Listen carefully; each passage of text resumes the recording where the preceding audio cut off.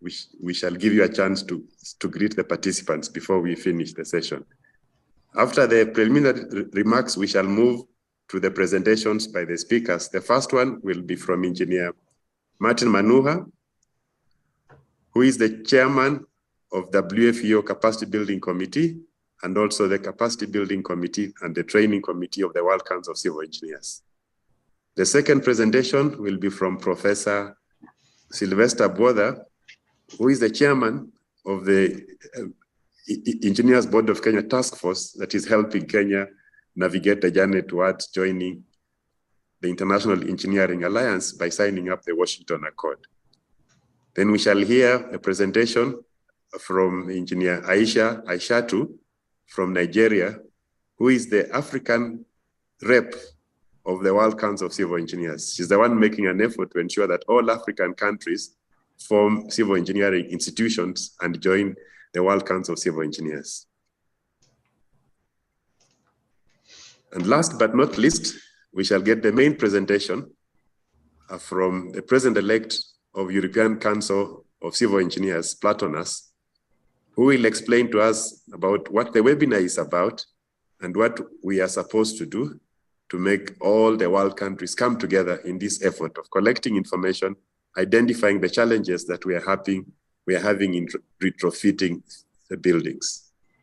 So ladies and gentlemen, it's now my great pleasure to invite the Federation of Africa Engineering, the President, Engineer Kazawadi, Papayas Kazawadi, to make his preliminary remarks and invite other presidents that are in attendance.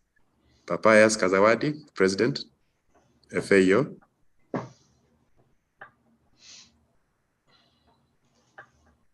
Thank you very much, Nathaniel. President, World Council of Civil Engineers, President-elect, Federation of Africa, World Federation of Engineering Organization, distinguished guests, participants, good evening, good afternoon, and good morning. First of all, I would like to thank the organizers of this meeting. It is very informative and very timely. As we can see nowadays, the world is faced by challenges, especially regarding the infrastructure that are part and parcel of our daily lives, where we need to consider the safety of users, we need to consider the robustness or the soundness of those infrastructure and sustainability. So I very much appreciate the concept of the 3S approach into revamping the mechanism and the approach in addressing real life experiences. I very well know that in most African countries today, standards and regulations are not up to date, and even compliance to inspections that would assess these sort of challenges and risks to the user are not properly done. So I do believe that this meeting or the 3S approach will derive appropriate mechanism and framework to address these challenges for sustainability. It is important that we should go smart, but smartness must also go with the sustainability, with the soundness, with the safety of what is put in place.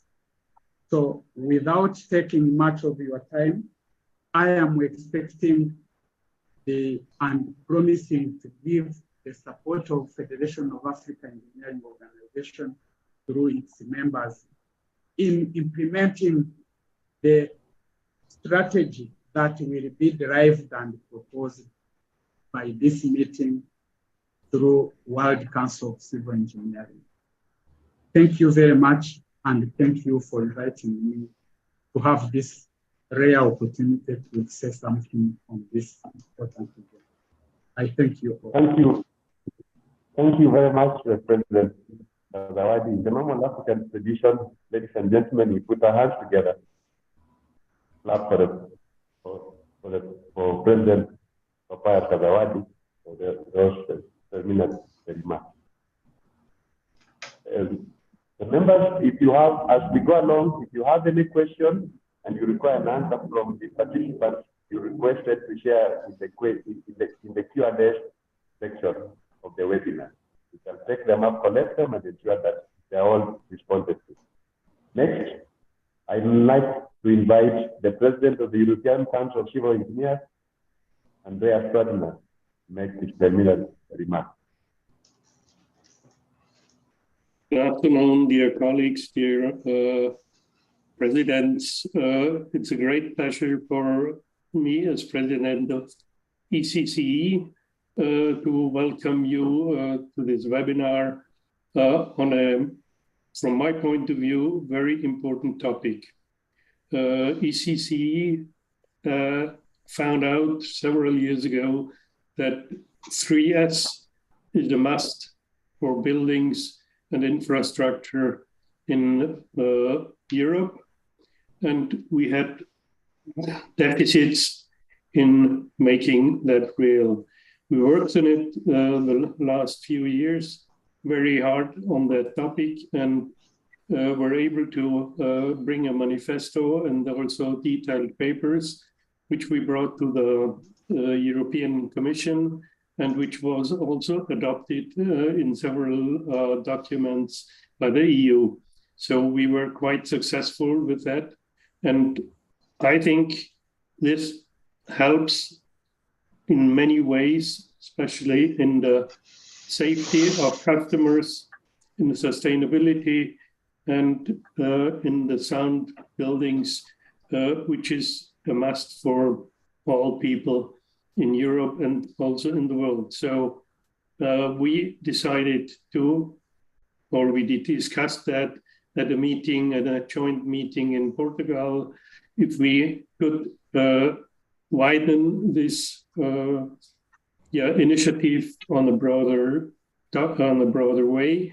So this is the reason why we have found together to this webinar. I would like to wish you a very interesting webinar and give the speech further to Nathaniel, who will lead us through the webinar further on. Thank you. Thank you very much, Andreas, the President of the European Council of Civil Engineers. It's a rare opportunity for us in Africa to get an address from you. Thank you very much. Next, we have our president. So the session is organized jointly with the Federation of Africa Engineering Organization, the European Council of Civil Engineers, and the World Council of Civil Engineers. Now we have the president of the World Council of Civil Engineers, Engineer Jorge Abraman, to make his preliminary remarks. Jorge, welcome. Most of the audience, you probably will get to meet them face to face when you get to come to Africa for the General Assembly in November in Mombasa, Kenya. Thank you. Welcome. Good morning to you all. Many thanks to the organizers, and particularly to Nathaniel Matalanga, who made it possible to introduce the WCCE in the context of this workshop. It's a pleasure to be with you. For sure we'll be in Kenya late this year. As you may know, the World Council of Civil Engineers is a non-profit international organization committed to promoting civil engineering and the value of this profession. We had the chance to meet with ECCE, the European Council of Civil Engineers, who was working on the 3S initiative. That was not very long ago. As soon as we knew about this initiative, we immediately supported. I think after this webinar, you will understand why. The question is that almost every day we hear striking news related to natural phenomena and the disastrous consequences. This type of news immediately calls public attention and breaks the news all over the world. Looking at the TV screen, engineers can see how very often the forces of nature are many times magnified by circumstances that could have been controlled by humans. The question then is whether the general public and the policymakers are conscious that civil engineers can help to mitigate and even eliminate most of these consequences. For instance, not too long ago, we can remember the collapse of an apartment building in Florida, United States, apparently due to wrong maintenance. Very different from it, we also learn about the hard consequences of the earthquake in Turkey. Both cases are different faces of the same coin: lack of maintenance and poor planning. Many other cases would not be so spectacular, but they hit the local news every day in one country or another. The 3S approach recalls one of the United Nations Sustainable Development Goal, the number 11, which is to make cities and human settlements inclusive, safe, resilient, and sustainable. And the 3S manifesto, which shouts for safe, sound, and sustainable building, ties everything together. There will not be smart cities without smart buildings, and there will not be smart buildings without safe, sound, and sustainable buildings. Aging buildings are not only old, but also they respond to ancient codes. I mean, from the structural standpoint, as well as from the ancillary facilities. New and old buildings must meet the standards. The problem added to the lack of housing constitutes a huge challenge, challenges that are suited to civil engineers. I am very happy that we are now involved in this project. This webinar is an important step forward that will push us in the direction we need. Thank you all.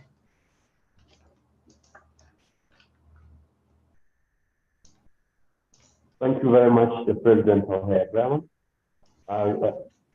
Probably most participants do not realize that the President Kalawati is joining us from Rwanda, Kigali in particular. The President Andreas is joining us from Austria, and President Jorge Agraman is joining us from Argentina. So welcome. Then last but not least, I would like to welcome the President-elect of the World Federation of Engineering Organizations, Mustafa Shehu, to make his preliminary remarks. Shehu.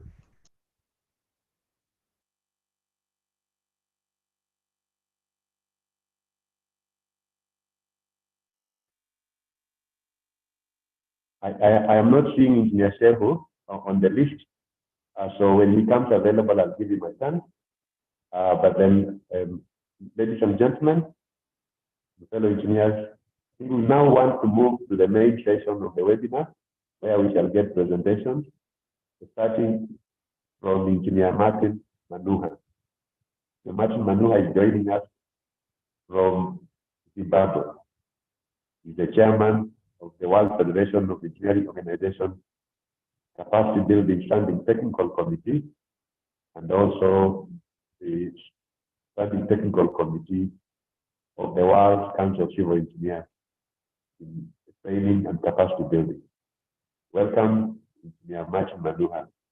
Most of the participants here, you are well known to them, having been past president of the Federation of African Engineering Organizations. Welcome. I hope you can see the screen. And yes, let me just start by thanking the organizers for this opportunity I would also want to say this is a very important opportunity for my committee and our committee members, because you can see how important it is. I'm here at site where we are working on a power station, but I took time off so that I can make the presentation. The outline is basically to introduce the topic and look at the context, and then look at the how we can react to climate action, to renovations, to construction. And then I'm just gonna discuss one framework which will support the ECCE initiative. And I'm so happy my president, I follow the protocol, has said when we first did about it, we said, let's join into this initiative. And the FAEO, you heard from the president that there is no choice but to join this great initiative. So I think it's very, very important for us to look at this. To begin with, the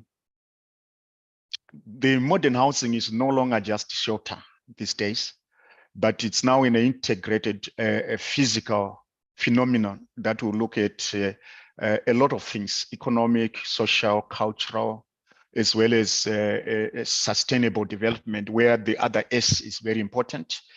And again, we have seen that the issue of sustainability has been enhanced and promoted by the UN Habitat since 2012.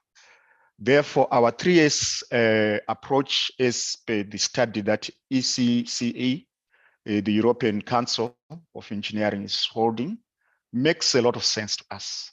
And we are saying, as engineers, we have no choice but to innovate these approaches. Some of the housing that we have in Africa, this is DR Congo. These are made from local resources. And I will go further in the framework to explain how some of these houses really affect the social fabric. When you look at the 3S model, we also want to add our voice from our committee that it must look at opportunities to look at the economy, also environment stewardship, as well as improving the quality of life and social equality. Quality of life is the role of engineers. Again, like President Hoge has said, we also need to mitigate on precarious convergences of the problems we face in urbanization, slums, poverty, climate change, and lack of access to many resources. And therefore, sustainable housing is something that is economically viable, social acceptable, and technically and environmentally compatible. And as such, in the UN model that I will discuss, they were looking at three aspects in the housing process, also the product and the services. And as soon as we look at these three processes, by definition, then sustainable housing deals with these process, products, and services. So it's very, very important as we look into the two for us to consider that. And here in sub-Saharan Africa, we have a serious shortage of engineers. And we are saying, as we develop this infrastructure, let's also look at encouraging people to study engineering and also use construction 4.0, which means modern tools, and hinge on codes and standards, which President Papia spoke about. So we hope very soon to create also our Afro codes, but at the moment we'll do with the Euro codes. We will do with the Euro codes, and as the FAEO works on the ASO. ASO looks at the African standards and the harmonization. And as such, we want to competently craft these standards as Africa and also match Europe. Yeah, so the background to this The background to this is that sustainable engineering has to look at infrastructure services that are basic and are a cornerstone to our development. So therefore, we need to focus on we need to focus on strategic thrust and that concentrates on activities that yield some quick returns. And to do this, we also look on the standards, the governance, and also some systems that will promote our existence. I will touch briefly on climate change, which is basically the anthropogenic change for the global average temperature. And the scientists are looking at us not exceeding 1.5 degrees. And upon which, if we exceed, then there will be a serious disaster in climate action. Again, this accelerated change due to the carbon emissions, with carbon dioxide being the chief culprit, have to be contained. Normally, these are contained in fossil fuels, coal, and other issues where they are stored, and we burn them for mainly energy. So it's very, very important for us to look at mitigatory and also adaptive measures to deal with these climate actions. As I proceed, I think it's also important for us to look at some causes of these disasters that we have, issues like corruption, issues like greedy that again impact on low standards. But then as I look into the concept of sustainability as defined by the Rutland, I think you all remember the Brundtland and also the definitions by Mitlin, where we meet current needs without compromising future needs of future generations.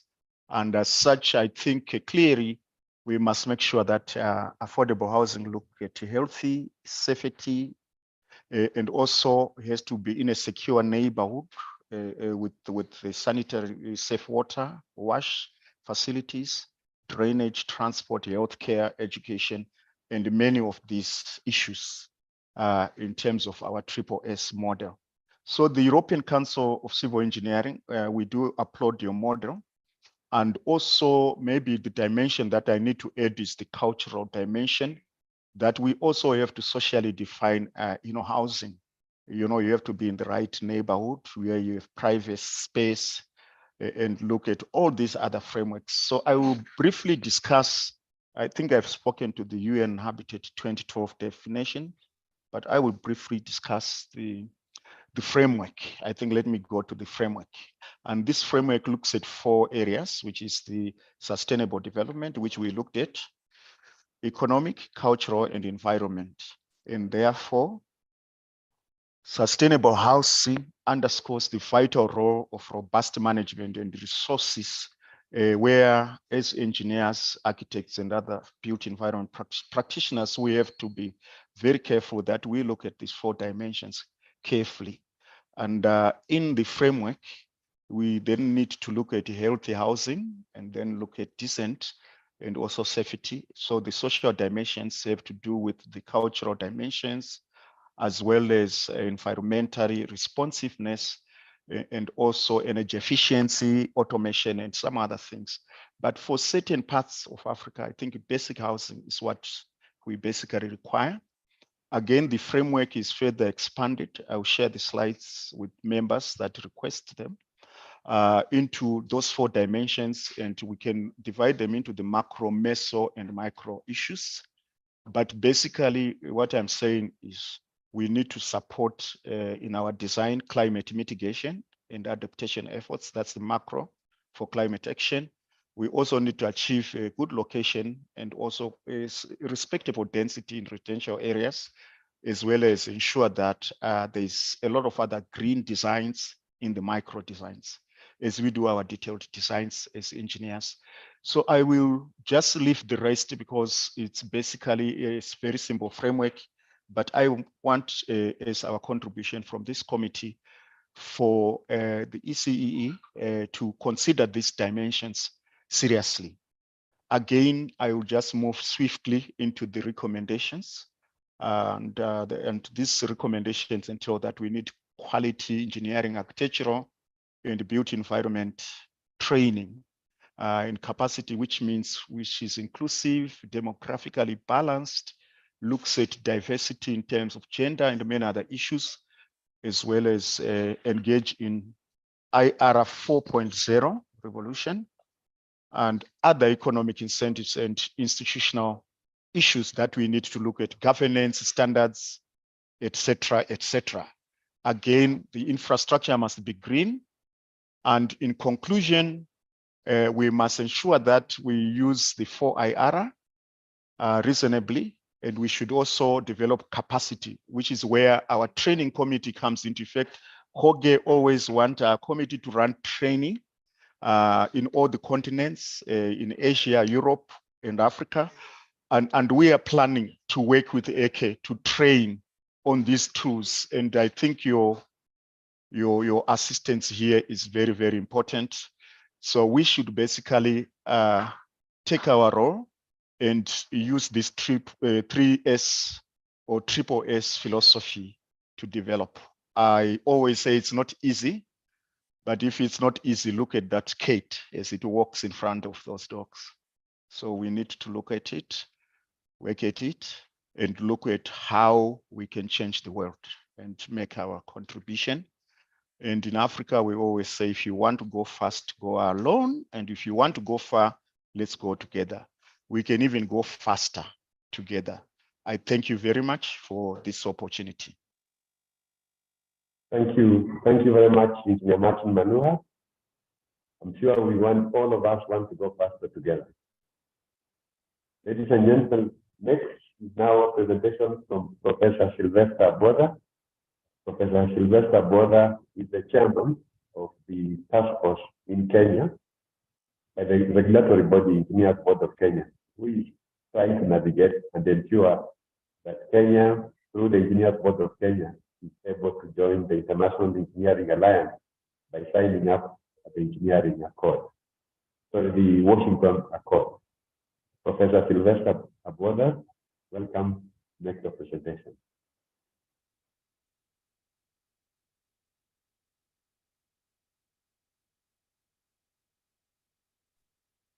Thank you, Chairman. Am I presenting it myself or Maria is presenting it? I think that it will be easier for you if you share your screen, but it's up to you, basically. Okay.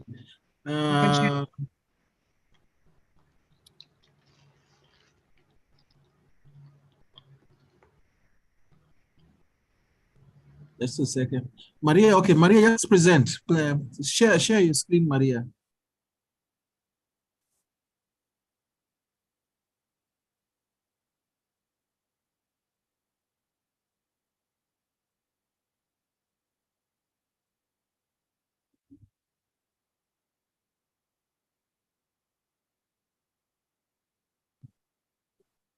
Maria, able to share the screen of presentation?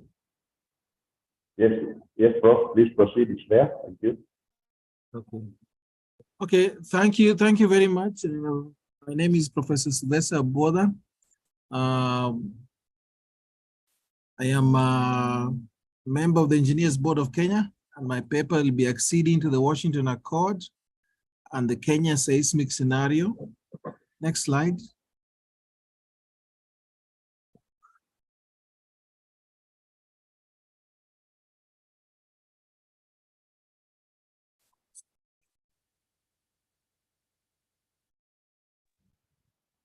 Maria, can you? Next slide. Okay.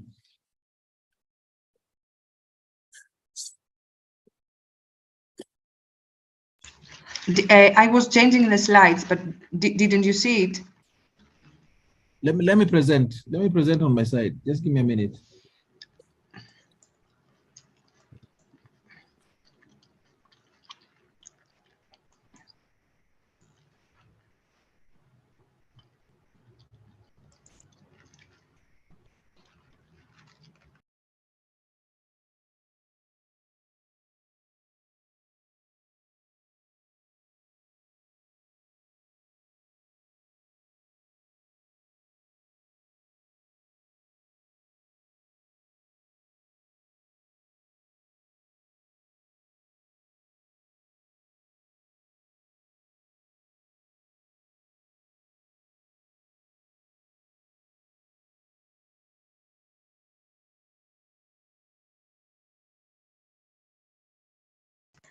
Shall I try again to share my screen?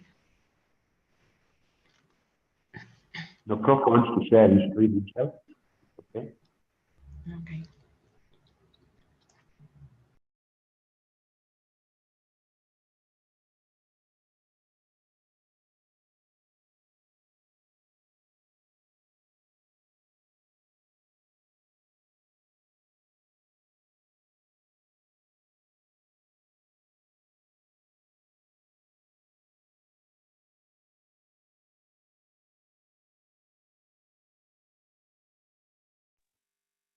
Are you okay, Prof?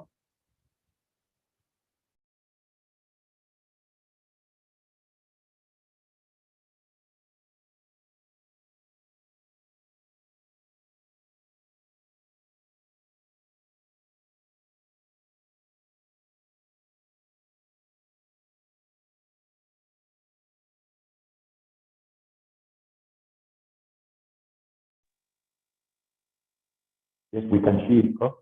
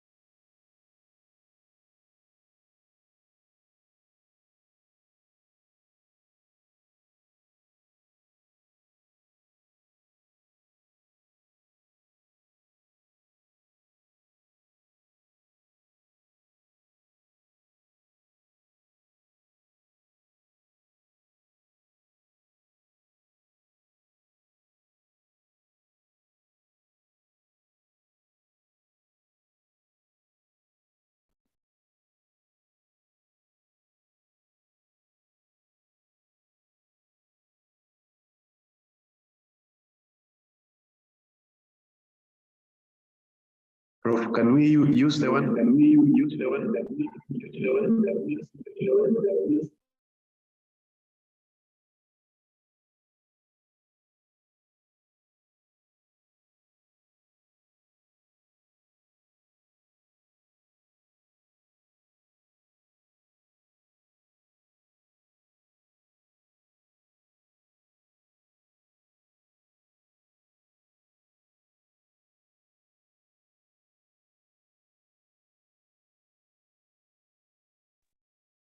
I think, Prof, we can't hear you.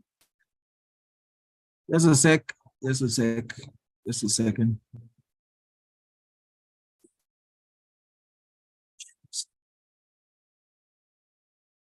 Maria, stop sharing yours, or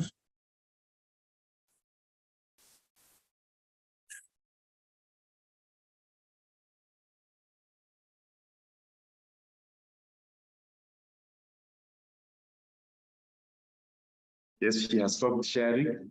Aishatu, you will be the next after Profs. I hope we are ready with yours. You will share it yourself, or you would like Maria to share it?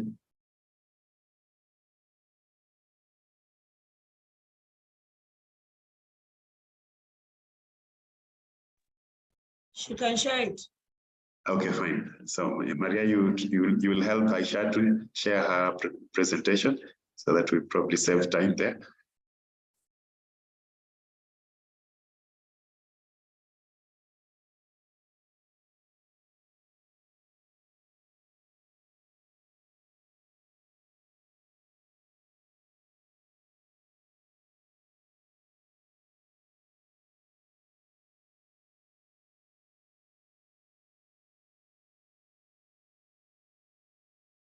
Thank you.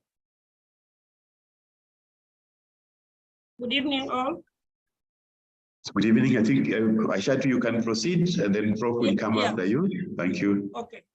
Thank you, the president of ECCE, the president of WCCE, and other members of this platform.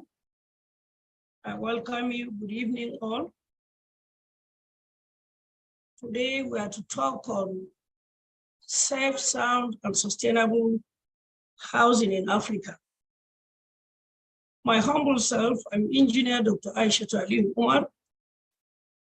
I'm happy and privileged to be here, to be part of this very important presentation, despite the fact the notice came to me late, but with my little experience in the housing sector in Nigeria, I think I can be able to do something to present. Next page. I'm the continental representative for Africa in the World Council of Civil Engineers. Next page, please. Maria.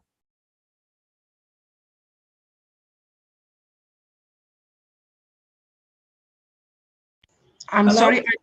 Hello. I don't know. I am changing the slides, but for some reason they're not appearing on the screen, on your screen. I will try to share. Appearing? It's appearing. Okay, I will try to share it again, and you will tell me. Please. It was appearing. It's working. Yeah. Now? Yeah, it's okay. Okay. Yeah, it's okay. The agenda, as you can see, is line up there: introduction, sustainable housing development in Africa, and some examples of sustainable buildings that are selected in African countries, the housing deficit, affordable housing, the overview, challenges of mass housing, model for mass housing delivery, the public-private partnership intervention in housing delivery, the way forward, and the references. Next.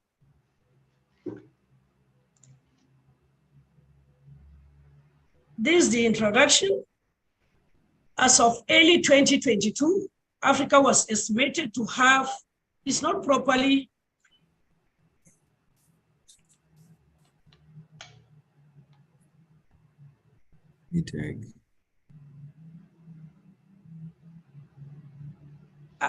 as of early 2022, Africa was estimated to have a population of approximately 1.3 billion people. Forecast also showed that by 2050, there will be nearly 2.5 billion people on the continent, according to the World Green Building Council. Therefore, the need for building structures in Africa will continue to increase.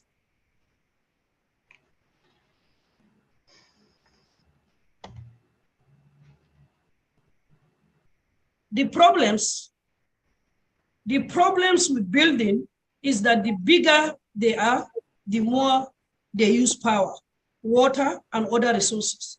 Experts have therefore been exploring ways of building sustainable structures so as to limit the use of the resources and help save the earth from degradation. Africa houses several of these sustainable buildings. It is also a well-known fact that population growth is concerning factors in the issue of climate change, especially as it relates to access to the use and disposal of resources. Clearly, eco-friendly and sustainable solutions are as key to the successful development of African communities. They are for the rest of the world. Fortunately, sustainable housing. As you all see, sustainable houses are those that being respectively of the environment that take advantage of available resources to reduce energy consumption and therefore help save on household bills. Sometimes that is always appreciated. Then on the sustainable housing development overview, the concepts as written below. Next page. Next page, please. And the challenges of sustainable housing development. Despite the best efforts of all stakeholders in Africa, particularly in Nigeria, housing innovation systems sustain housing as best remained a pipe dream. Is still a problem. And the process has been plugged by numerous social and economic, environmental, and policy setbacks, such as the Land Act. The next section will be enumerated and briefly discuss the major challenges of the sustainable housing development in Nigeria in particular. The affordability and financing, policy and regulatory framework. Next, prospects of sustainable housing development. Despite the outlined challenges, sustainable housing development has numerous prospects for the socio-economic growth and sustainable development, in particular Nigeria, Africa. The prospect can be evaluated based on socio-economic, environmental, and geopolitical dimensions. The social benefits of sustainable housing include the provision of affordable, resilient, and sustainable homes for all citizens. Furthermore, the benefits of sustainable housing in Africa. Sustainable housing offers rare opportunities to promote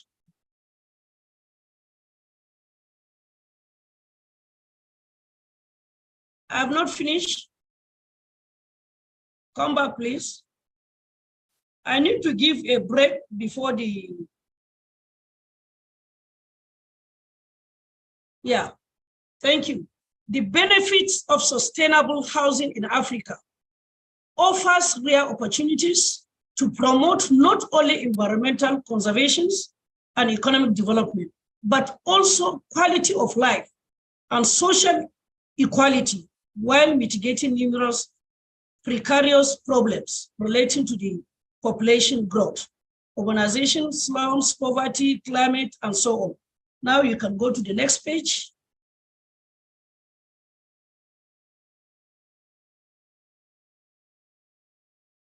These are some of the few things that I was able to get.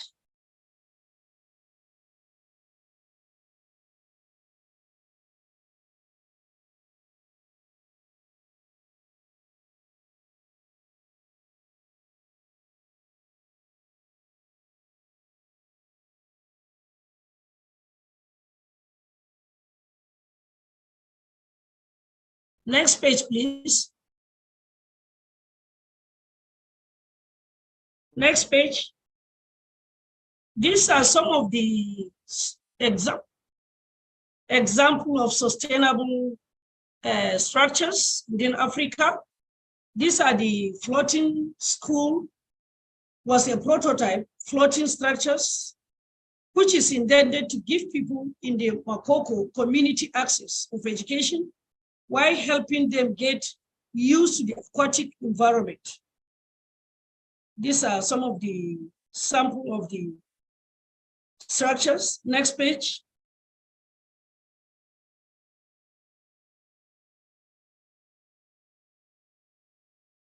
Next.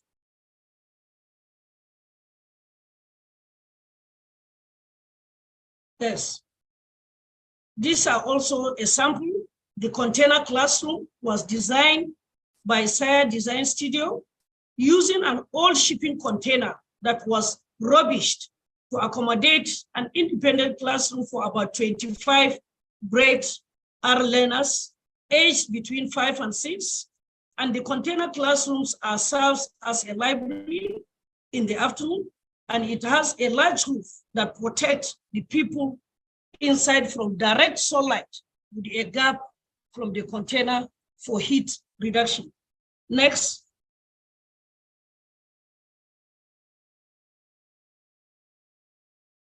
These are part of it. Gando Primary School is an educational institution located in the province of Bolgo in the east of Burkina Faso. Construction of the school building was completed in 2001. The school was designed by Francis Kere, an architecture, the renowned Burkinabe architect and recipient of the 2022 Architectural Prize. Next.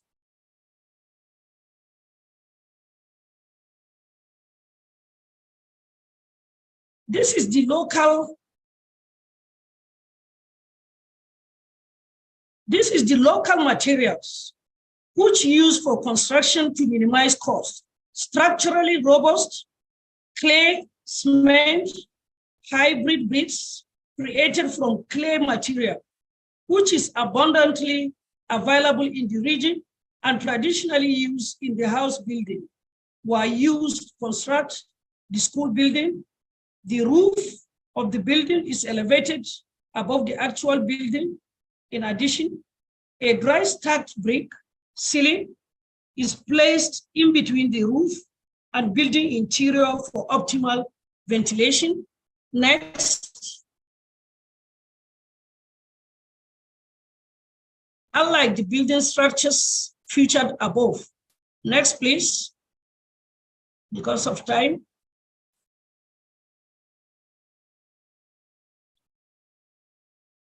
Two things kept the house cool and breezy. Its elevated location and the cross ventilation through floor to ceiling, jalousies and slight-slated wood screens.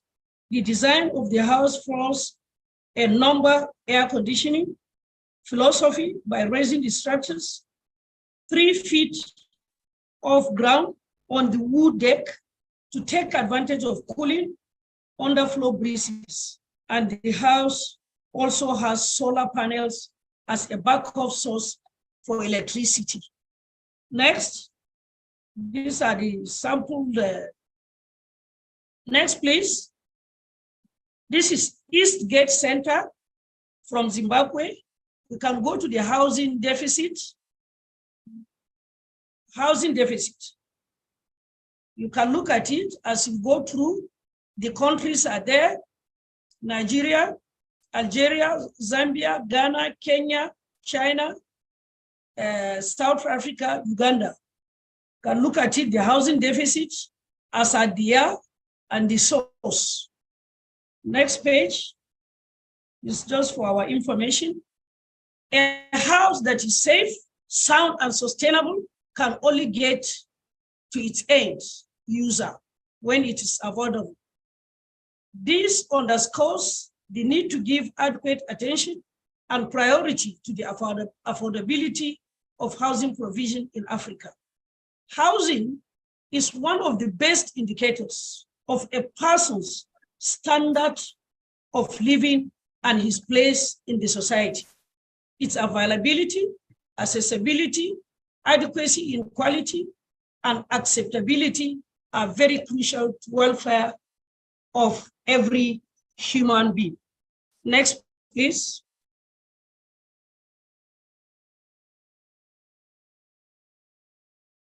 These are part of the research work under it. Next.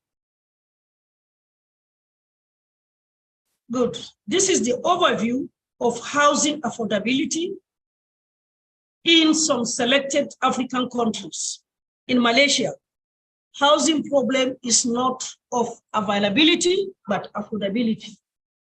You can see in 2018, about 30,000 housing units unsold and unoccupied, worth in their currency exchange rate as follows. Unsold housing stock, developers began to offer 10% discount. High-end housing provision exclude the low and medium income group. In many developed nations, houses are available, relatively adequate, with access to greater percentage of the population, but they came at high prices. That is why the challenge is of affordability in established market against availability. Next, please. In case of Nigeria, access to affordable housing has largely remained unfulfilled dreams to the vast majority, most especially the middle and lower class of the society. Nigeria, with a population of over 200 million Nigerian people, is currently facing a national housing deficit of about 17 million by the World Bank research of 2018. Next. This is the building society. Next. Please go to the typical, this is from South Africa.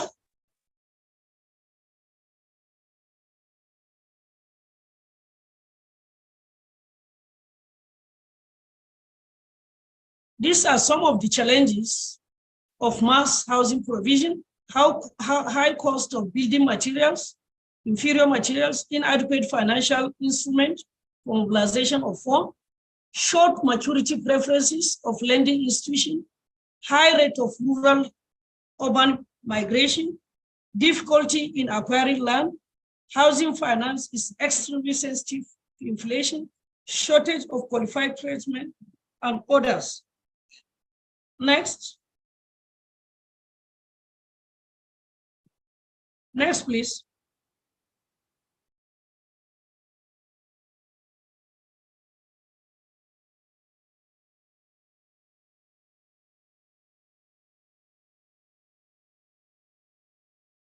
The public-private partnership intervention in the housing delivery, the invitation of the private sector under the PPPP strategy is itemized below with some examples under it with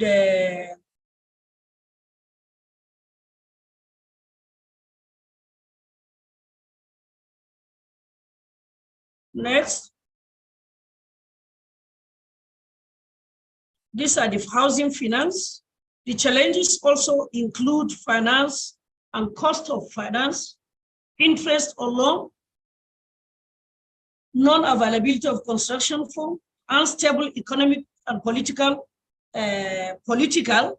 policy, instability, and lack of political will to effectively and efficiently drive housing supply, which usually leads to the abandonment of housing construction projects. Majority of low-income earners are not eligible for the mortgage due to their low earnings, low savings, or disposable income for housing, and lack of collateral and untitled legal rights over land, especially in Nigeria. The way forward. Governments in all the African countries should provide access to finance for low and income families to build or improve their homes. This can be done through microfinance institutions and government-sponsored programs. One, standardizing the mortgage and foreclosure laws need to encourage more indigenous housing design, which utilizes local building materials, easy access to long-term mortgage finance, rent-to-own schemes, training for local craftsmen, developing insurance products for the housing industry, enforce the existing land decree of 1978 in case of Nigerian Land Use Act of 1980. Next, please.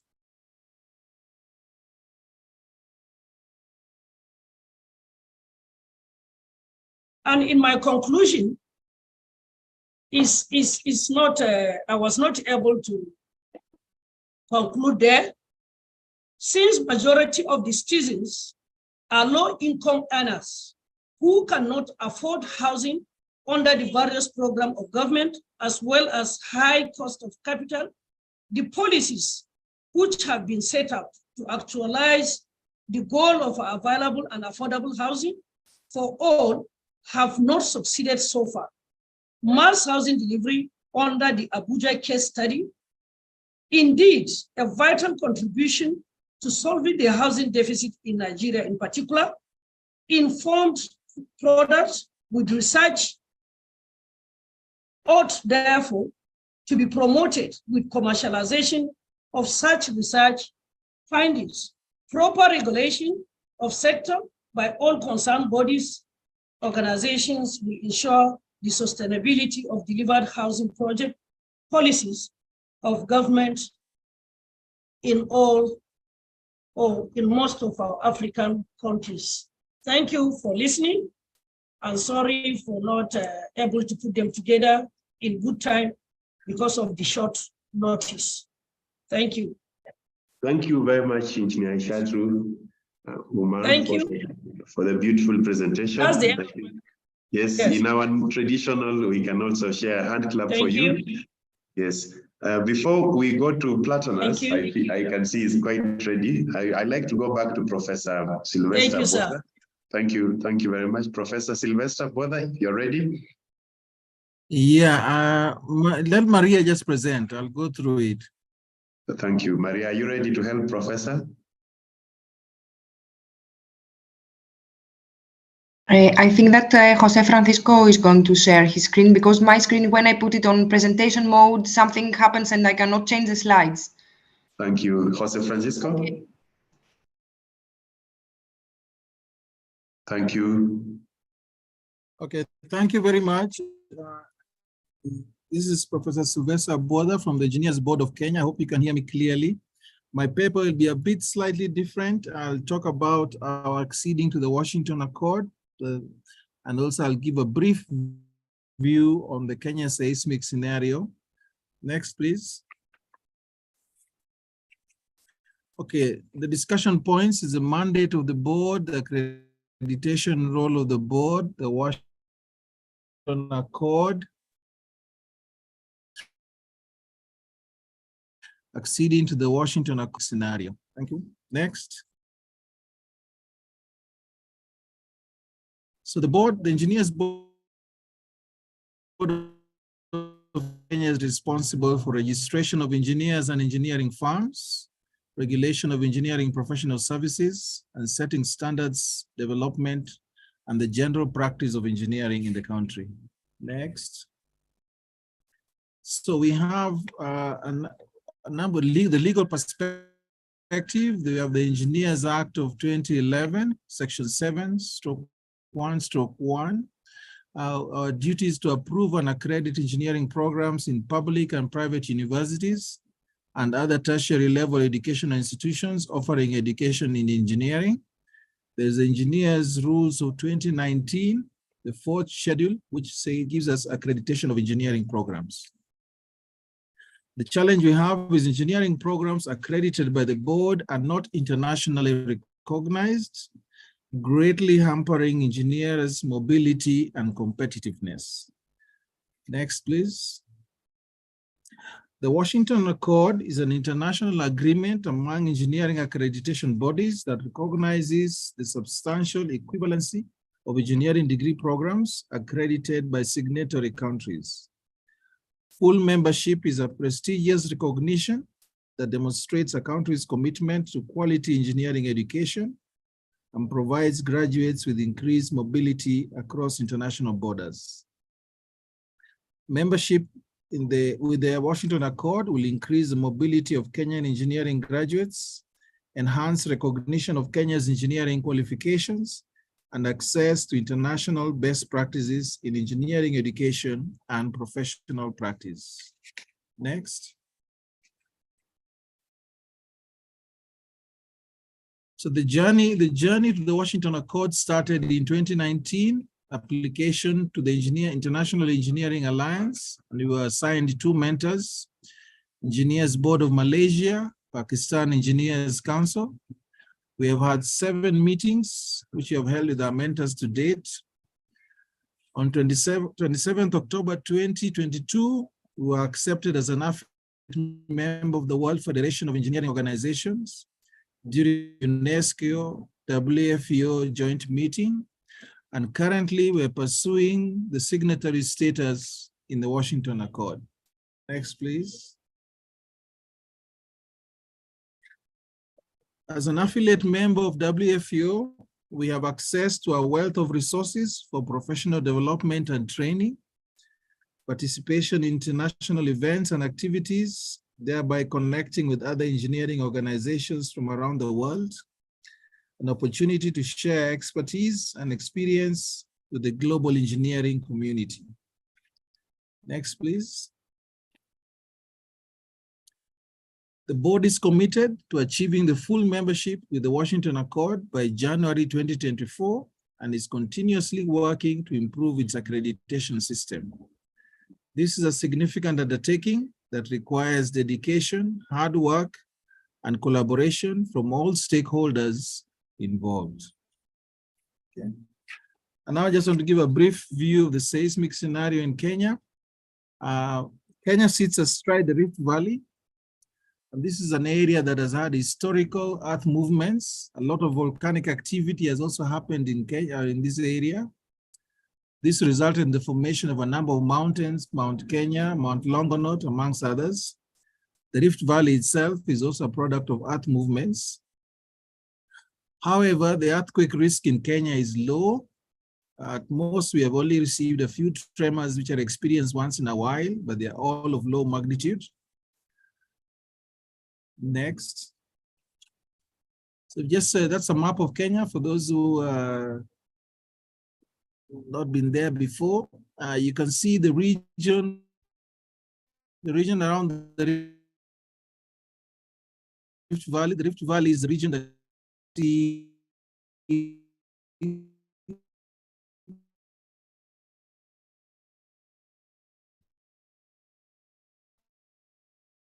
category 8 to 9, which is higher. Towards the coast, where we have got the zone 5, there's hardly any earthquake risk. And also on the western, near Lake Victoria, the earthquake risk also is very low. So earthquake risks generally in Kenya are low, and we don't really experience earthquakes per se. Next, please. So seismic scenario, basically we have not experienced collapse of buildings as yet so far, or permanent damage. However, when we do designs, especially when you're in the areas which have a higher earthquake risk in the Rift Valley, earthquake design is a necessity. We currently are still utilizing from the Kenya Earthquake Code, the equivalent horizontal force method is one that is mainly used. The engineering code also gives guidelines, the kind of buildings or the type of buildings which require an earthquake design to be incorporated into the structural designs. But there are a number of buildings, however, which have been done without any earthquake design being done on them. Okay. Next, please. So just, I took this photo. This is actually my office. That of it. This is a building which is about 4 to 5 floors. The main materials of construction are reinforced concrete. We have reinforced concrete course. So it's a frame structure with infills being masonry. At that height, of course, you'd have to take into account earthquake design. So a bit of that earthquake design must be done on the building to see that it is able to withstand an earthquake. So that's just a typical low-rise buildings. Okay, next, please. We have now introduced Euro codes, which we are utilizing. However, the Kenya Earthquake Code is still, it's not been upgraded as yet. So we are still dealing with the original BS, British standards in the Kenya Earthquake Code. Structural upgrades for seismic activity as such is not being done because the risk is very low. Most common building materials in Kenya are reinforced concrete and masonry, and seismic strengthening is not really being undertaken as such at this time in Kenya. Okay, so thank you very much. That's my presentation for today. Thank you very much, Professor Bodha, for that nice presentation. Because of technological hitches, we were just about to miss it, but please, thanks you. It has come through very well. Members, we have, I can see someone trying to raise his hand from the audience. We are not able to, for you to allow you to speak because of the way the webinar has been set up, but we have Q&A. So if you have any questions, please post it so that once the next presenter has finished, we shall go through all the questions that have been raised and try to answer all of them. Then I also would like to confirm with the organizers that the link to all these presentations will be shared So those who are asking questions about the presentations, we shall get a chance to share them with you. So the last presentation, but of course not the least, is from Platonos. Platonos is actually the chair of this effort that is trying to look into ways to retrofit buildings, taking into account the seismic design, not just retrofitting them for energy and other needs only. And I will give him a chance to make his presentation and explain where this effort is and where we hope that we shall take it to. Welcome, Platonos. Thank you, Nathaniel. I hope you can see my screen. Is it? Yes, we can see it very well. Thank you. Excellent. So, my name is Platonos Stylianou. I'm ECCE Vice President, President-elect, and then joined the ECCE and WCCE Group Initiative Chair for the 3S approach. I'm very proud to say that I'm thinking myself as the father of the 3S approach. And what came out a few years ago for the need for integrated structural seismic upgrade of existing buildings, together with energy efficiency improvement, that is something that we all have to have in mind. We have to combine the structural upgrade of existing building and not only do energy efficiency improvement. That was a European Council of Civil Engineers effort a few years ago that came out to be now a joint initiative. So the ECCE and the WCCE are now joining their forces in a common initiative in order to raise awareness on the need of safe, sound, and sustainable building, which is the 3S approach, which only can be fulfilled by integrating the structural or seismic upgrade if there is seismicity, of course, in the country. If it's not structural, but if they have earthquake, if it's an earthquake-prone zone, then you have to use the seismic upgrade as well. So you have to upgrade your existing building stock together concurrently or even before any energy efficiency improvement measures. So what has started to be an ECCE initiative a few years ago, it's now became a statement actually in 2020. So we have to say that we are very proud in ECCE because in the year 2020, it was stated out to be as the year of the 3S approach. It was a European achievement that we have the year 2020 as that. And what this was then focusing in Europe is now extended together with the World Council of Civil Engineers in a global level. And as the two presidents explained before, ECCE President Andreas Bratner and WCCE President Jorge, that this is now the new approach. It's a new common effort, and we are very proud to use that effort. So what is the content? The first content of the 3S approach is the aging building stock. So we have an aging building stock. The majority of the existing building stock in most countries was built at a time where no modern design or no modern construction standard techniques were used. And we lack this requirement for resilience, seismic safety, and energy efficiency. So thus, depending on the date of construction, the mass majority of those buildings are deficient, both in terms of energy, durability, and seismic resistance. And as we all know, one of the most important human rights is the right to possess a safe, a sound, and sustainable building. So adequate safe housing was recognized as part of the basic human right under the Article 25 of the Universal Declaration of Human Rights and in Article 11.1 of the International Covenant on Economic, Social, and Cultural Rights. Are the rules and priorities in place? It's something that each country has to check. And when you fill the questionnaire, and please do fill the questionnaire, you have to think these rules and priorities. So seismic and structural risk assessment of building is of paramount importance in order to define prioritization strategies, quantify the required resources, and plan any investment. In order to have a healthy investment, you have to plan it correctly. However, quite a lot of countries do not have modern and foreseeable regulation for the assessment and retrofitting of buildings. In Europe, we use Eurocode 8 and part 3 of Eurocode 8, and it's a special part, the part 3, it's for the assessment and retrofitting of existing buildings. If you do not have a local code, a local regulation, please use Eurocode 8, part 3.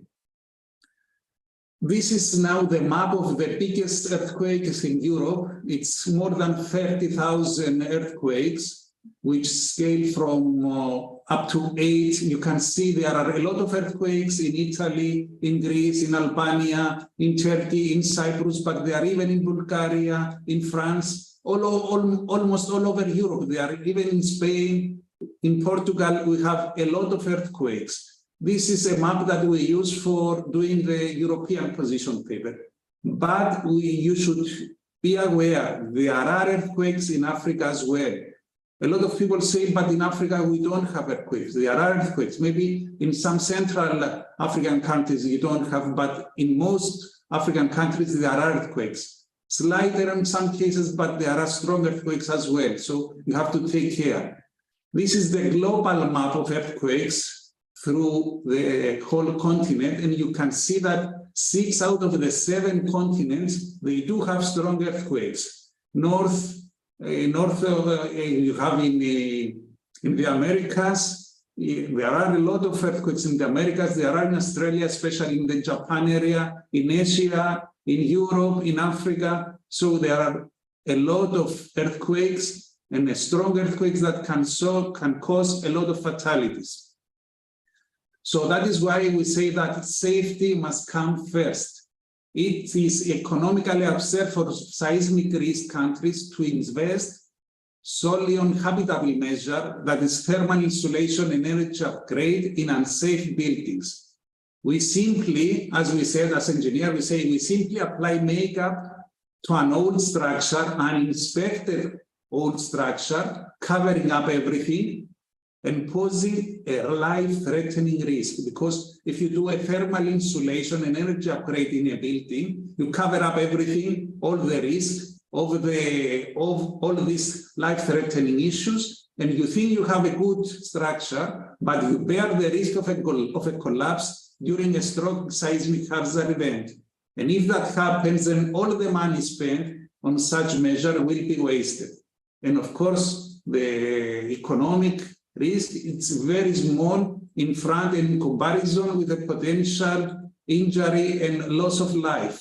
And we will see later some major earthquakes and what they have caused. So we need a new approach. We need a global, national, and regional regulation and standard on vulnerability assessment and retrofitting measure. Even in Europe, when we say we use Eurocode 8 and part 3 of Eurocode 8, we now revise this Eurocode with regard to all the new techniques and all the new knowledge that come into our academia and into the profession. And very soon, I think it's going to be near 2030. So that's after 5 to 6 years, we will have the new series of earthquakes with new techniques and vulnerability assessment and retrofitting measure on buildings. And the trend is smart financing for smart buildings. But how can you have a smart building when it is not safe, it is not sound, and it is not sustainable? So we need to apply holistic approach on concurrent structural and seismic and energy retrofitting of existing buildings and sustainable structural design on new building. So holistic approach on the existing building and SSD, sustainable structural design for new buildings. This is the seismic risk chart on buildings that we have created for the old position paper. We are very proud that we have created this seismic risk chart. Please disseminate and use it. You can see the 2 basic components, the blue one and the orange one. It's the site, the seismicity hazard, and the building vulnerability. When you have deficiency in both of them, then you have a big seismic risk of building. But you can even use it when you do not have the earthquake. You have the building vulnerability, you can have structural failure, you can have ground failure, because as you can see, it can go down on the three main aspects of the building: the structural aspect, the building aspect, and the ground condition aspect. The structural aspect has to do with the design code and the design practice of the year that it was done, the construction quality, and the material quality. When you have bad material quality or bad construction quality, and the design code was not the correct one, the upgraded one, then you have a lot of vulnerability. You can even have vulnerability because of the building aspect. You can have vertical irregularity, you can have plan irregularity, you can have the year of construction to be very old, 50, 60, 100-year-old. You may have building that is not well maintained, the maintenance condition of the building is bad, or you can have the ground condition to be geotechnical and geological condition to be on a sloping hill or something that is having a landslide failure or something. So all these elements create the building vulnerability, and together with the seismic hazard zone, which has to do with the site intensity and the ground condition and motion parameter of an earthquake, then you can have a failure. So you can categorize your building according to that map. Then we all talk about sustainable structural design. It's a new thing that is coming. The modern construction and design techniques demand the use of energy and resilience associated with the construction, operation, and maintenance of the structure to be investigated during planning and design phase. So all these parameters have to be investigated and checked and associated during the planning and design phase, and not only during construction.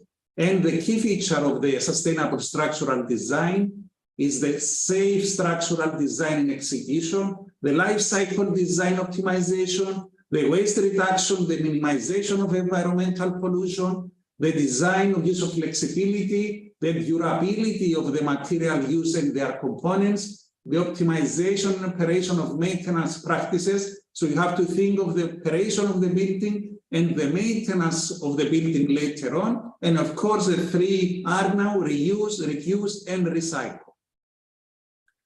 So the sustainable structural upgrade has to do with existing assets that need urgent maintenance and retrofit in order to keep their values and meet today's functional and safety standard. You cannot sell a building that is old, not checked, not inspected, not retrofitted, and thus not safe, and say, it's very expensive, or it's something that is functional, but it's unchecked and unsafe. If it's found, if it's assessed and found that it's deficient, then it needs to be upgraded if the world needs to maintain its productive and human standard and keep them high. And these represent the huge renovation wave that is now under study. It's a new European Bauhaus, as you all know, and it has to become the globe maintenance and renovation scheme that has to deal with the world during the next few years. This has to be done in a sustainable and innovative way.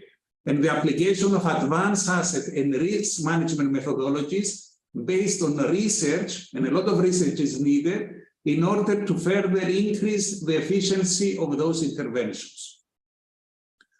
So innovation. A lot of seismic research has been done globally recently during the last few years on seismic and other natural hazard assessment, on structural vulnerability, on retrofitting of existing structure with innovative materials. So new innovative materials which combine both the structural, the seismic strength, and the environmental aspects and the sustainable aspect. So we have to think and research for those new innovative materials.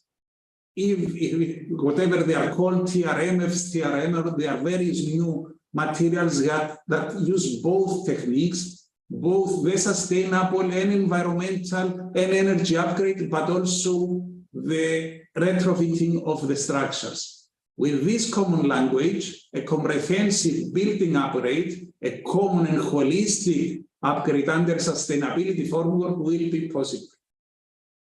I have here the Italian case. It's a very nice example because they did a lot of things on that, and it's a very nice example for all of us to use. In 2014, a working group prepared a draft of guideline for this new seismic performance classification framework based on expected annual losses, which was the basis of the seismic risk classification, which was then introduced formally in February 2017. This classification has a structure similar to the energy performance classification of buildings. I don't know if you are familiar with that, but there are various classes going from A to F in the performance classification. In this seismic classification, the Italian cases go to, for the buildings now, it goes to 7 classes from A to G.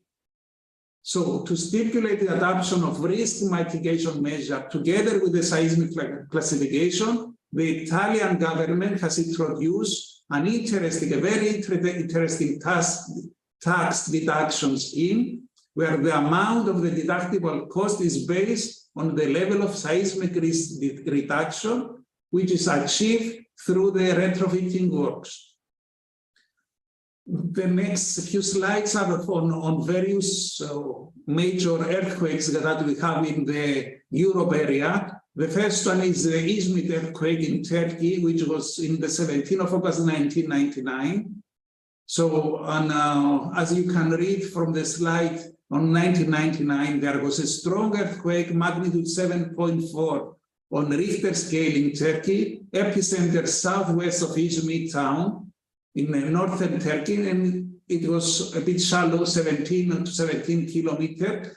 The duration of the seismic vibration was 37 seconds, and the earthquake shook the cities of the wider area, Istanbul, Burj-Khalifa, and Domain, Bolu. The impact of that earthquake was dramatic. More than 17,000 civilians died, 45,000 were injured, 600,000 were homeless, and thousands were missing.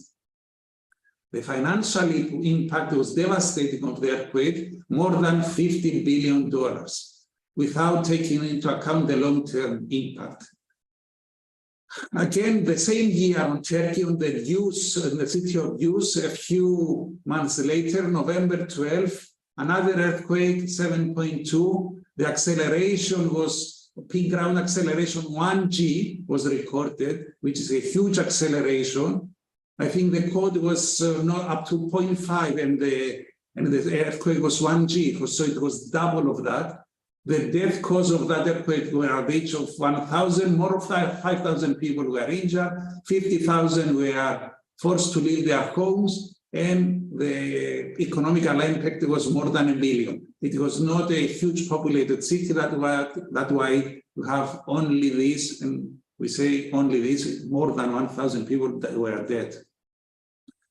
L'Aquila, a very famous earthquake in Italy, and that is why they introduced this Italian scheme later on, 5 years later on, as I show you. On April 2009, a strong earthquake exhibition, about 6 on the Richter scale, occurred at the city of L'Aquila at a depth of 10 kilometers deep, so very shallow earthquake. The earthquake was fatal for earthquake in that area. More than 300 people were killed. 600 were injured, more than 10,000 people were damaged, 1,700 were forced to leave their home, and 30,000 people were left homeless for several months. The economic impact of the earthquake was more than 15 billion and created a major unemployment problem on the area. But of course, the cultural impact was dramatic, because as you know, the area of L'Aquila is a cultural city with a lot of monuments, a lot of listed buildings. So a lot of those buildings have collapsed. And a lot of those buildings were taking grants for the protection of their sustainability buildings, but were not adequately reinforced and assessed for their structural capacity. That is why we say the 3S approach is safe, sound, and sustainable, with the order stated: safe, sound, and then sustainable. So sustainability is not the first one. Safety is the first one.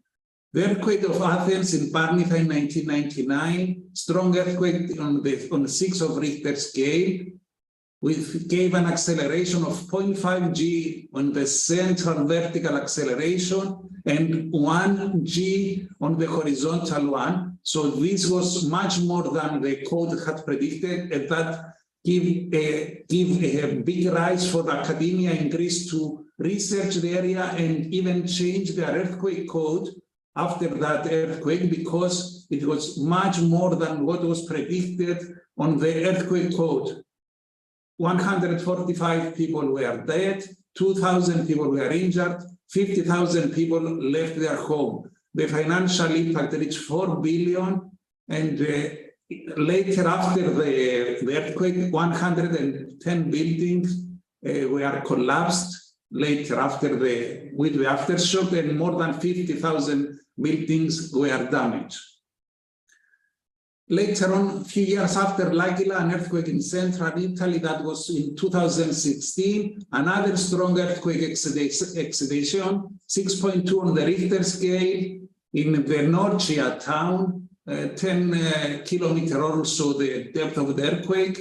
Also a big impact on that earthquake. Almost 300 people lost their life, more than 400 people injured, 4,500 people were left homeless. 1 billion, it was the approximate financial impact, another dramatic cultural impact.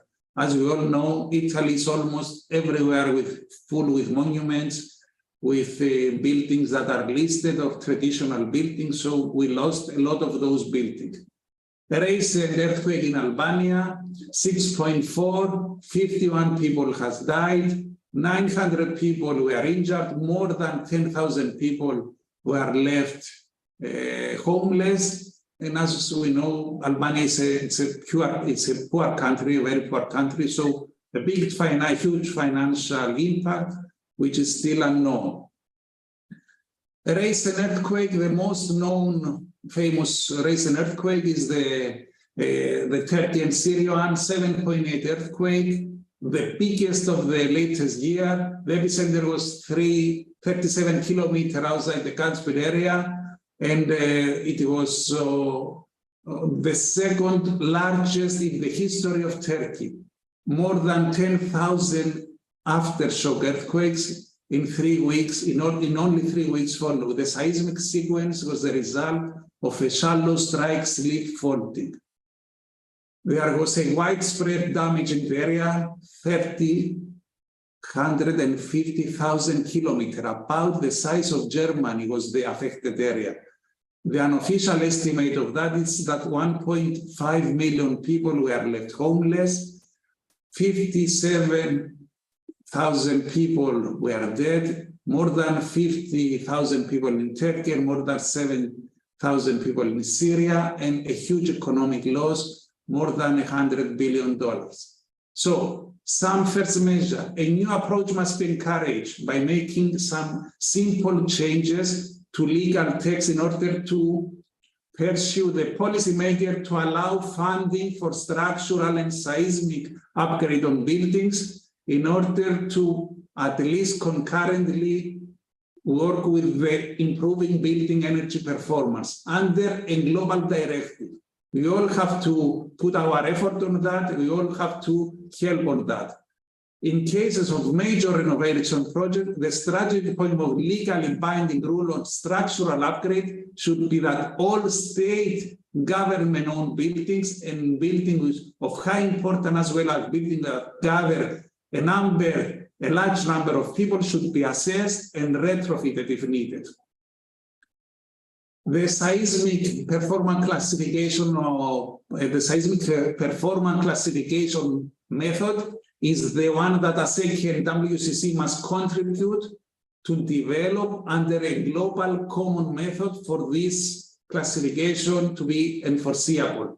This could be combined with the electronic identity of structure and buildings, which is provided already in many countries in Europe, and become the basis of the seismic risk classification, which is similar to the energy performance classification of buildings.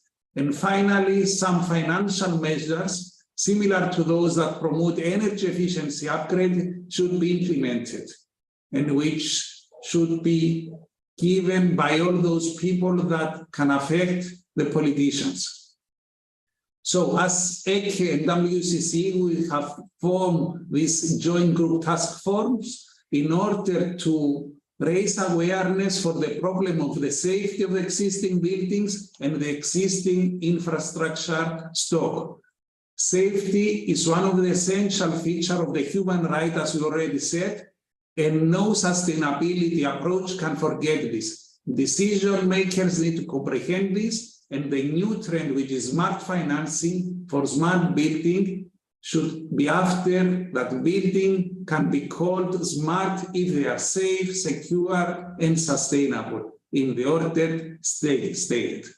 So this is the joint ECCE and WCCE task force. It is combined from Andreas Baratner from Austria, Aris Hatzidakis from Greece, Janet Abela from Malta, Nathaniel Matalanga from Kenya, Ioan Havokupino from Argentina, Nicholas Kyriakidis of Cyprus, Jose Francisco, the WCCE Executive Director, and Maria Karanasi, the ECCE General Secretary, and myself, Pladonas Stylianou from Cyprus, as the coordinator.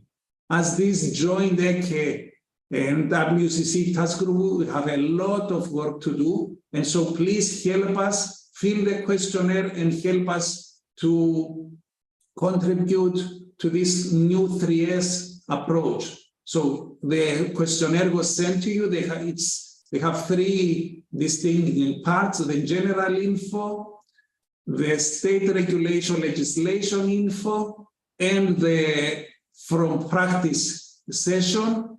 Please fill all this area. It is given in Google form. This is the online Google form. You can fill it via the link that has already given to you. And remember, the new trend, smart financing for smart buildings. But a building can only be called smart if it fulfills the 3S approach: safe, sound, and sustainable. This should be our motto. And please check our manifesto. We have already created the manifesto and the executive summary. It is already done by our joint group. And now we're working on the final position paper. So please help us fill the questionnaire. Thanks a lot for your attention. Thank you very much, Stylianos, for this beautiful presentation. I think the rallying call from this evening is the 3S approach: safe, sound, sustainable, not only in buildings, but I think across all our work. So fellow engineers, we're now coming to an end. I can see hands from Joseph Nyaga, Clyde Omurai, Geoffrey Cheriot. Please ask the questions on the Q&A instead of raising hands, because I will not be able to allow you to speak because of the way the webinar has been set up. Special thanks for former president of FAEO, Engineer Julius Riungu, for attending, former president of Kenya, Engineer Ruben Kosgei. And I can also see we have participation from Emilio Colo, Puerto Rico, Domingos Jawa, Lurish Vatseke, Dr. and Paulo Conclaves. Thank you very much, members, for attending. I will now invite Jose Francisco to make some closing remarks and guide the way forward after the presentation. Jose Francisco, thank you very much. Unless any of the panelists want to say something before Jose Francisco comes up. Okay, fine. Jose Francisco, thank you. Welcome.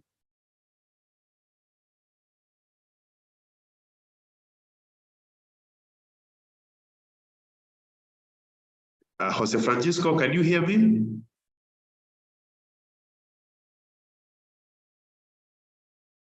What about Maria? Just the way forward, how do people will feedback on the questionnaire? With FAEO, we have appealed to FAEO to lobby regulatory bodies in each country, especially in Africa, to award some professional development units to members who attended today's webinar and also complete the questionnaire.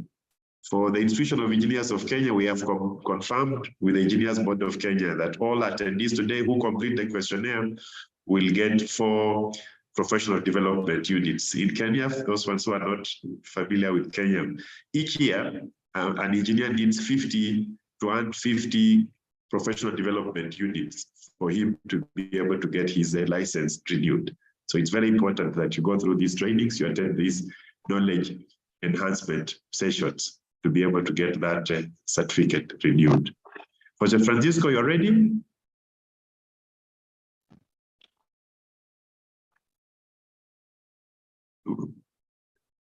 Sorry, I can't hear you.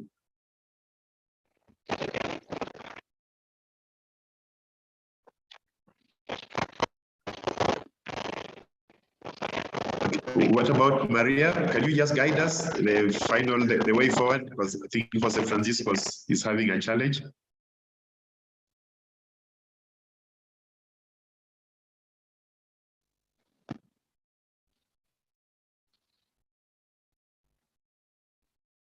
Oh, Maria's laptop has crashed. Jose Francisco? So probably, Platanus, I can invite you probably just to give us the way forward and so that we can complete the webinar, because I'm having a challenge getting through to Jose Francisco and Maria. Yes, I think we can see some question and answer them, Nathaniel, according to what panelists they are addressed to. So if you can moderate that, then we can continue. If not, then if there is problem with Jose Francisco and Maria's laptops, we can give written answers later on to each participant according to the type of their question. But if you can have them now, it's maybe better for the participants. Yes, Platanos. The first question is, Platanos, well, you are being thanked for a very interesting presentation from Luri Shpatinses from Georgia.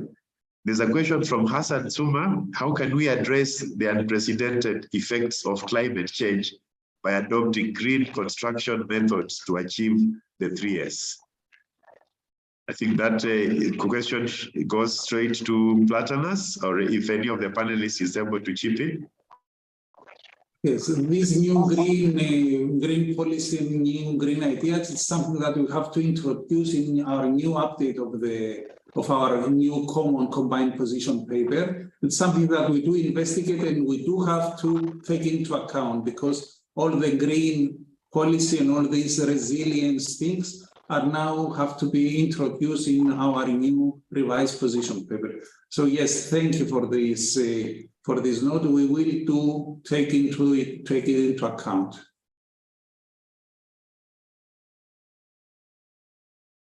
Nathaniel, I think you are muted now. Thank you very much, Sorry, Platanos, for that. Engineer Manuha, did you want to add anything to that question of climate change? Very much. I think it's very important that we deal with the adaptation to climate change in the 3S model. And also the mitigation is important as we do the renovations. It's very, very important that our buildings that are existing are also made or upgraded to green status or to 5-star energy levels, as well as the seismic issues in the 3S. So I do agree with that we need to change our design philosophy and add all these aspects into existing and new buildings. Thank you. Thank you very much, Engineer Manuha. So members, I think we are running a bit late, so probably unless there is something burning from any of the panelists and the participants, we're still looking on the Q&A. I'm not seeing anything. We could come to an end of the presentation. My appreciation for all of you for taking time to attend this effort. We are looking forward to receiving your completed questionnaires. We want specifically to take Africa to this survey, to this study, It's like taking Africa to the world, and then we shall enable the world to come to Africa. So members, take it seriously, ensure that you complete the questionnaire, and we shall get back to each and every one of you who attended today's with sharing a link of all the presentation. Jose Francisco, are you able to conclude, or are you still having issues?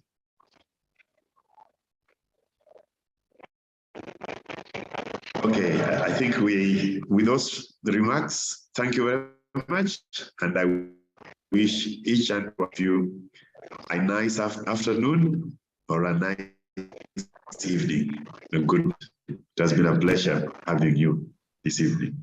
Platonos, we see you next. Is it 2 weeks' time in Cyprus? Yes. Looking forward to that. Yeah. Thank you very much, and all of us are invited. Welcome. Bye. Bye. Bye, all of you. Have a nice evening. Okay, bye. Bye. Bye, Prof. Thanks you for your time. We hit a record 190 at some stage.